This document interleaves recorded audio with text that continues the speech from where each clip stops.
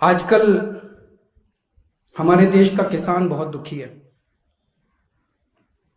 70 साल से सभी पार्टियों ने मिलकर किसानों को धोखा दिया। कभी कहते थे तुम्हारा लोन माफ करेंगे, किसी ने लोन माफ नहीं किया। कभी कहते थे तुम्हारे बच्चों को नौकरी देंगे, किसी ने नौकरी नहीं दी। पिछले 25 साल में बताते हैं 3.5 लाख किसान आत्महत्या कर चुके हैं देश के अंदर। किसी ने किसानों की सुध नहीं ली।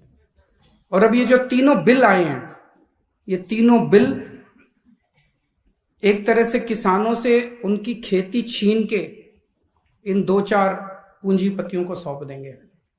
तो अब किसान के लिए अस्तित्व का सवाल हो गया कि अब अगर सड़क पे नहीं उतरेगा तो किसान ही नहीं बचेगी, और अगर किसान ही नहीं बचेगी तो बेचारा किसान जाएगा कहां? वो अपने परिवार को कैसे पालेगा?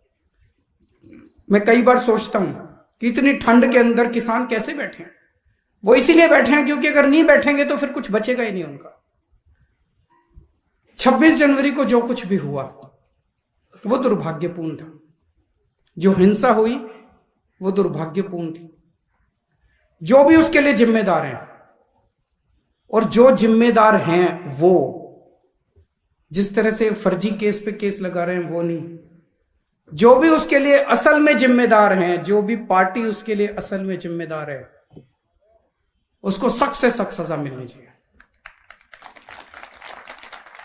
लेकिन उस दिन हिंसा हुई, इस वजह से किसानों के मुद्दे नहीं खत्म हो गए।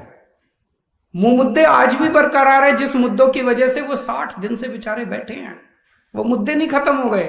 कह रहे हैं अब तो आंदोलन खत्म। आंदोलन कैसे खत्म? वो किसानों की जो दुखती समस्या है वो तो आज भी है। तो वो आंदोलन खत्म नहीं हो सकता, वो उनके मुद्दे खत्म नहीं हो सकते। और जिस देश का किसान दुखी है वो देश कभी भी सुखी नहीं हो सकता। हम सब लोगों को मिलके किसानों का साथ देना है। अपने अपने इलाके में अहिंसा पूर्वक, शांति पूर्वक सबको साथ देना है। और जब भी किसानों का साथ देने जाओ, अपना झंडा, डंडा, टोपी घर छोड़ के जाना। वहां हमें पूरे गैर राजनीतिक तरीके से एक आम आदमी बन के जाना है। इस देश का एक आम नागरिक बन के जाना है। वहां पे कोई राजनीति नहीं करनी उसके साथ।